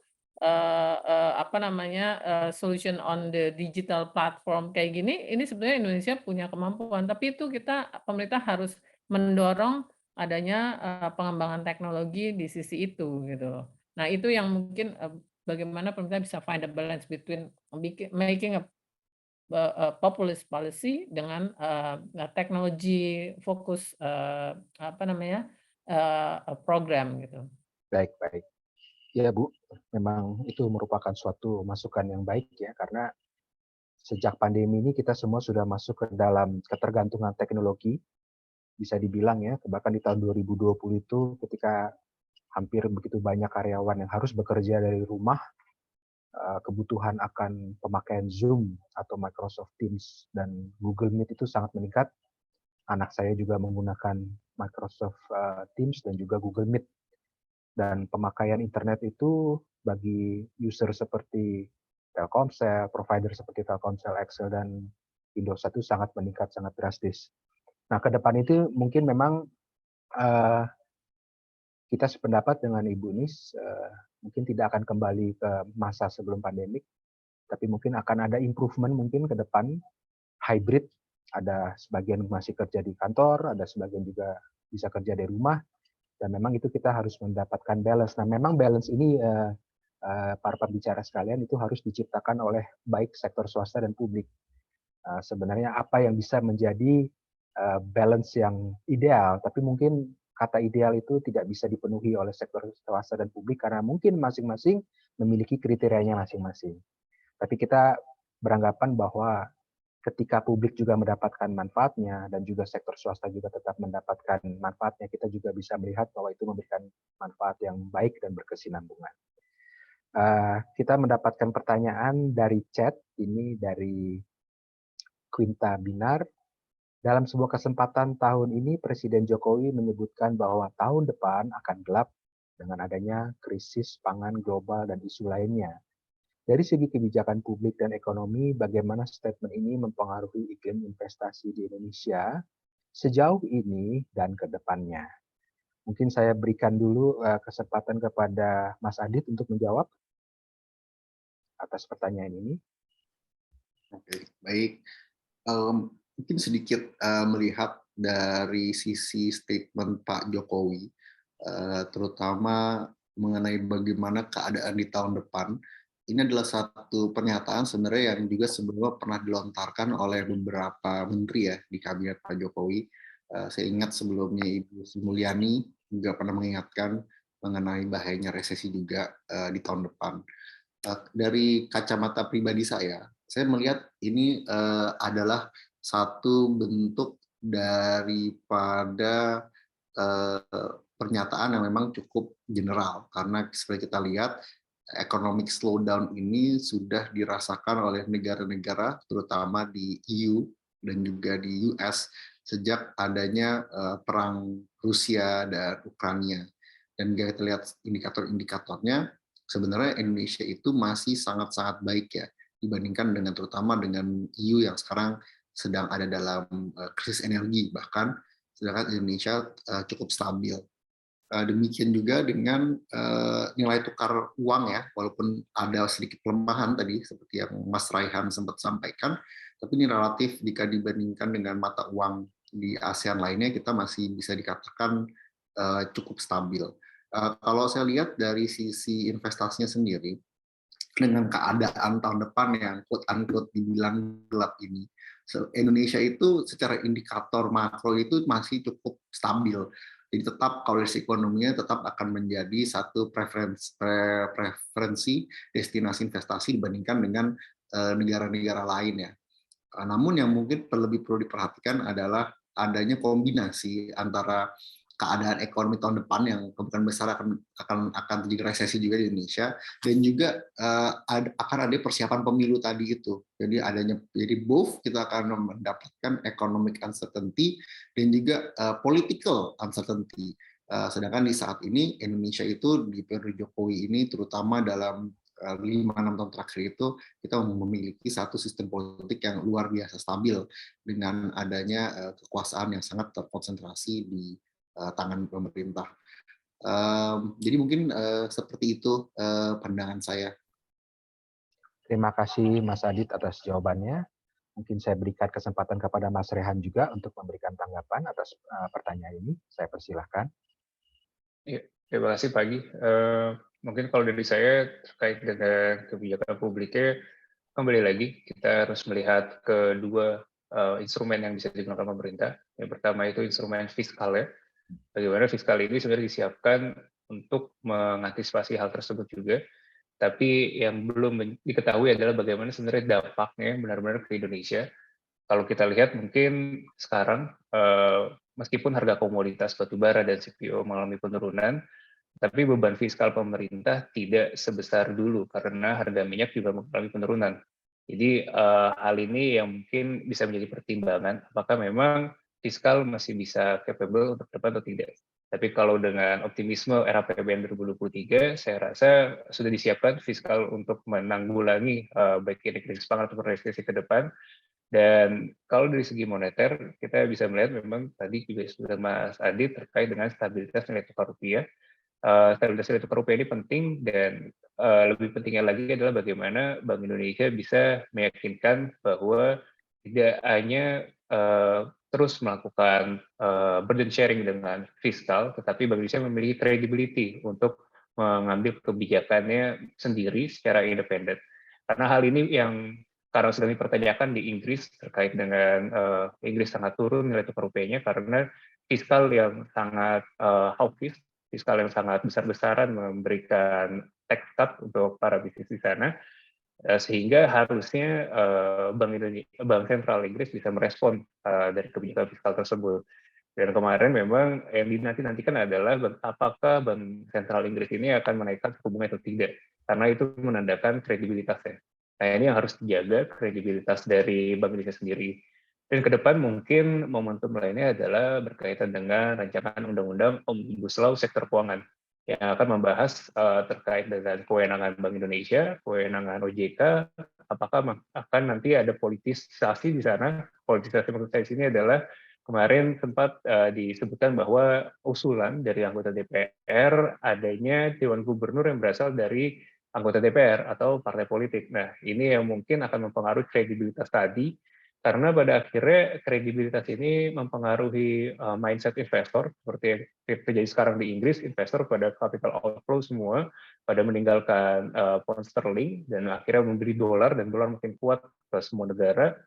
Ini yang menyebabkan mungkin akan mempengaruhi landscape investasi ke depan. Apakah fiskal tadi bisa capable dan apakah dari moneter bisa independen. Baik, terima kasih Mas Rehan. Memang kondisi politiknya sangat mempengaruhi ya bisnis dan investment landscape di Indonesia. Apalagi kalau tadi ada calon atau usulan Dewan Gubernur dari anggota DPR dan lain sebagainya. Memang hal-hal seperti ini akan semakin banyak dan menjadi semakin berkembang di tahun 2023. Dan memang ini harus dicermati oleh sektor usaha dan para investor di Indonesia. Mungkin dari Ibu Nis ada tanggapan mengenai pertanyaan tadi sebelum kita ke pertanyaan berikutnya?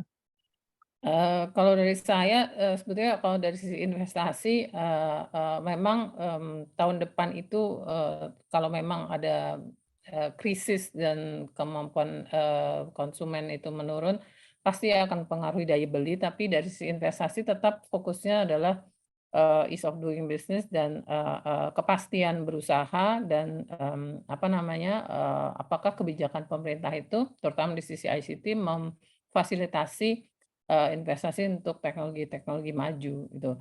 Karena kebutuhan untuk teknologi itu pasti tetap ada, terutama misalnya contohnya dengan inginnya kita mengadakan kemandirian pangan, pasti ada kebutuhan untuk smart agriculture, smart fishery dan sebagainya. Tapi apakah investor yang mau masuk ke sini itu akan difasilitasi dengan kemungkinan kita bisa mengadopsi teknologi maju tersebut atau enggak gitu. Itu mungkin dari sisi ICT itu. Baik Ibu Nis, jadi kita melihat dan mendengar bahwa memang masih ada opportunity untuk Indonesia, tapi Indonesia juga harus memberikan timbal balik ya Ibu Nis ya, improvement di bidang kebijakan, ease of doing business dan lain sebagainya. Baik, untuk pertanyaan selanjutnya ada untuk Mas Adit dari Mas Muhammad Iksan. Pertanyaannya adalah sebagai berikut, Mas Adit, bagaimana sektor usaha melihat kemungkinan resesi 2023 dan perlambatan di tahun 2022? Confident atau tidak sektor swasta dengan mensuplai barang atau jasa di tengah kemungkinan terburuk daya beli masyarakat yang menurun? Silakan Mas Adit. Ya, untuk pertanyaan ini saya sebenarnya tadi akan mengulang ya apa yang tadi Ibu Nis sudah sampaikan, bahwa dari dilihat dari sentimen investor untuk terus berinvestasi di Indonesia itu cukup tinggi. dan seperti akan berlanjut. Namun tadi the $1 million question adalah bagaimana pemerintah bisa memfasilitasi agar investasi tersebut terus bertambah. Yang kedua adalah dari sisi daya beli ya. Jadi kalau kita lihat dari indikator-indikator seperti consumer confidence index yang dikeluarkan baik oleh Bank Indonesia maupun oleh Nielsen, kita lihat konsumen Indonesia itu masih tetap optimis, terutama post-COVID kita lihat ada satu peningkatan yang sangat tinggi, bahwa mereka masih optimis untuk ekonomi berkembang dan juga masih cukup agresif dalam melakukan konsumsi. Jadi sepertinya keadaan ini akan kurang tidak terlalu terpengaruh dan mungkin berlambat, tapi tidak akan ada satu penurunan yang signifikan melihat dari keadaan yang terjadi sekarang. Baik, terima kasih atas jawabannya, Mas Adit. Pertanyaan berikutnya dari Mbak Nina Alia, ditujukan kepada Mas Adit dan Mas Rehan. Coming into election season, semua orang sepertinya terfokus kepada pola behavior, pembuat kebijakan dan politisi. Menurut Mas Adit dan Mas Rehan, menyambut musim pemilu, apakah akan ada perubahan pola behavior dari NGOs atau CSOs yang banyak menggerakkan masyarakat dan ultimately bisa mempengaruhi kebijakan? Ya, silakan kepada Mas Adit, habis itu kepada Mas Rehan. Baik. Terkait dengan NGO atau CSO, saya mungkin sedikit sharing mengenai apa yang saya lakukan di pekerjaan saya sebelumnya. Jadi ketika saya di Snack Video, kami memang melakukan satu engagement terhadap para NGO ataupun CSO untuk dapat melakukan program-program bersama untuk mengkampanyekan positif message dari mereka untuk bisa menggerakkan masyarakat dalam melakukan satu hal yang lebih produktif dan juga lebih berdampak.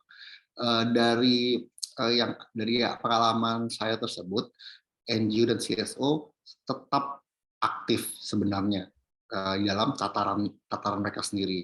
Namun yang sedikit berubah adalah jika mungkin di periode sebelumnya, terutama di periode SBY, NGO dan CSO ini lebih banyak digerakkan oleh donor-donor eksternal.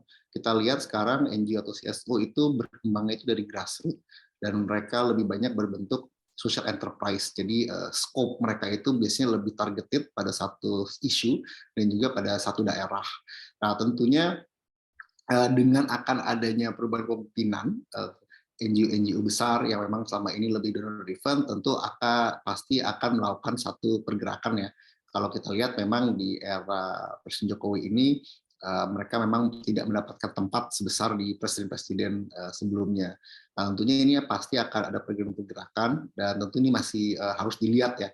Kalau di sekarang pun kita sudah lihat bahwa tentunya dana yang masuk untuk gerakan NGO atau CSO ini memang semakin meningkat, terutama dari kebijakan-kebijakan US yang memang melakukan pivot to Asia-nya ini sepertinya sekarang sedikit lebih serius dengan melakukan pendanaan ke dalam berbagai program kerjasama pemerintah dengan salah satu tujuannya untuk melakukan balancing dengan pengaruh daripada China ke Indonesia. Tentu ini isu yang pastinya keterlibatan akan semakin besar, terutama dari NGO besar yang donor driven, tapi magnitudenya sebesar apa harus lagi dilihat bagaimana arah di 2024 dan seperti apa perspektif daripada pemerintahan yang baru terhadap kerjasama terutama dengan pihak-pihak asing terkait dengan gerakan-gerakan masyarakat sipil.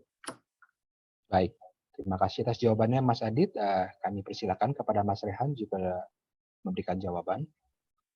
Ya, menurut saya juga setuju dengan Mas Adit tadi bahwa memang pasti akan ada sedikit perubahan ketika kita masuk ke election season, baik itu dari para pemangku kepentingan atau mereka-mereka yang punya masa untuk mensosialisasikan atau membela suatu kepentingan tertentu.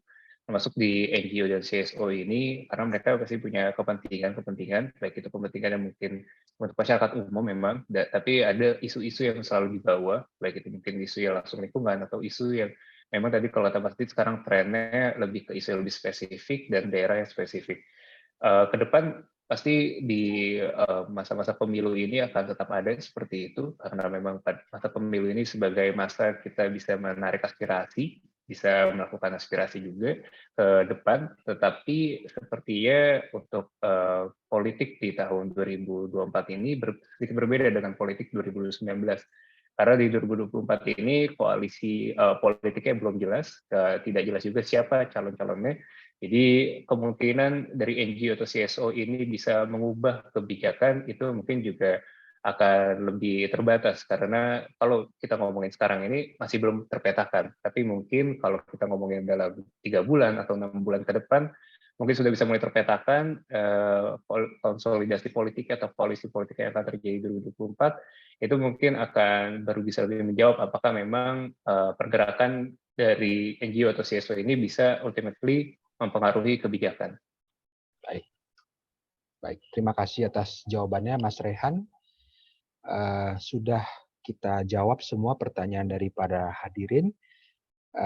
Waktu sudah menunjukkan pukul 11.59, hampir jam 12 siang, sesuai dengan jadwal kita dari pukul 10 sampai 12 siang. Apakah ada pertanyaan, satu pertanyaan terakhir kepada para hadirin? Sebelum saya simpulkan dan juga saya tutup acara pada pagi hari ini. Mungkin satu pertanyaan terakhir.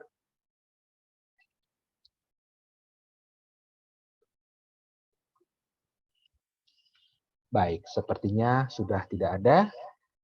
Saya coba simpulkan dulu, Bapak dan Ibu sekalian, bahwa untuk kondisi fiskal tahun depan memang pemerintah sudah menyiapkan di dalam APBN 2023, khususnya untuk hal-hal yang luar biasa di sektor energi dan pangan.